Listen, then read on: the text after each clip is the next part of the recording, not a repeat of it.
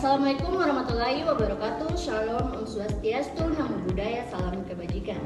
Kami dari kelompok 10 Kimia Medisinal ingin mempresentasikan materi tentang hubungan struktur aktivitas obat kardiovaskular. Sebelum kami mempresentasikan materi kami, izinkan kami memperkenalkan diri kami masing-masing, dimulai dari teman saya. Dengan saya Andika Sahwan Ramadhani, selanjutnya ada Saya Fernando Saleh. Saya Kapongsa. Saya Sutriasti Kopara. Saya Giovanna Pratiwi Tambansili. Dan saya Kristina Tarawan. Itulah perkenalan singkat dari kami, kelompok 10 Kimia Medisinal. Kami akan mulai presentasi. Sekarang kita masuk pada pemaparan materi yang akan dipresentasikan oleh teman saya, yaitu Giovanna Pratiwi Tambansili. Oke, baik teman-teman, kita masuk dalam latar belakang. Sistem kardiovaskular berperan vital dalam mendistribusikan darah dan nutrisi ke seluruh tubuh. Gangguan pada sistem seperti hipertensi, penyakit gagal jantung koroner, dan penyakit jantung merupakan kesehatan yang serius dan memerlukan penanganan yang tepat. Selanjutnya, pengobatan umumnya menggunakan obat-obatan yang mengandung mekanisme kerja yang berbeda. Efektivitasnya bergantung pada struktur kimia dan molekulnya. Oleh karena itu, pemahaman mengenai hubungan struktur dan aktivitas obat atau disingkat SAR sangat penting untuk merancang dan memilih obat yang optimal. Selanjutnya kita masuk pada rumusan masalah. Di sini rumusan masalah terbagi atas dua, yaitu yang pertama bagaimana karakteristik dan mekanisme kerja obat kardiovaskular. Yang kedua, bagaimana pengaruh struktur kimia terhadap aktivitas kerja obat. Kita masuk pada tujuan. Di sini juga tujuan terbagi atas dua, yaitu yang pertama mengetahui mekanisme kerja obat kardiovaskular.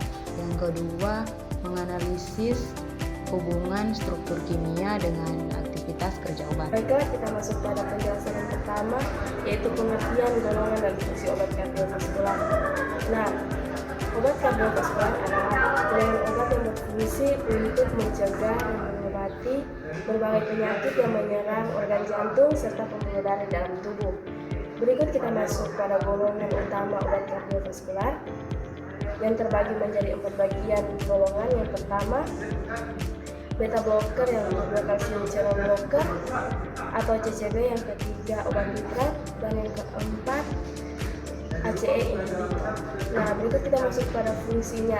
Fungsi yang pertama menurunkan tekanan darah, yang kedua mengurangi beban kerja jantung, yang ketiga mengatasi nyeri dada atau angina, dan yang terakhir menstabilkan irama jantung.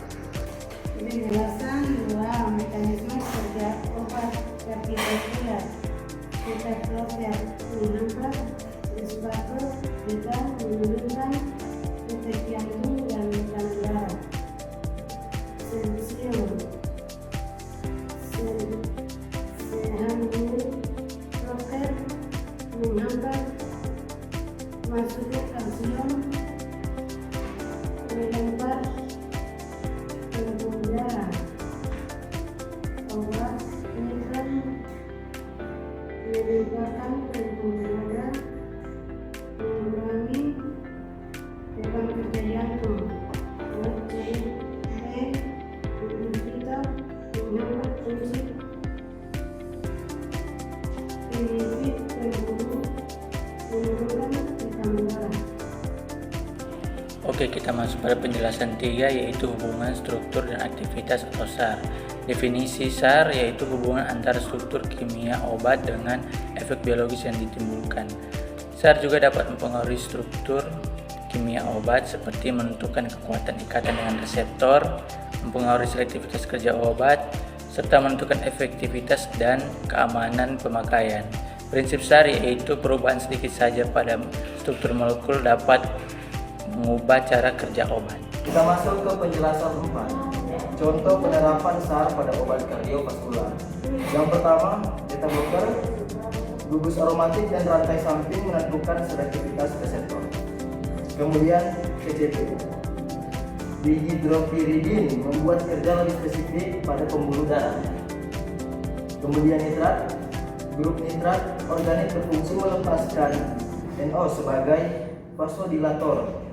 Yang terakhir ACE inhibitor, yaitu gugus karboksilat berikatan kuat dengan enzim ACE.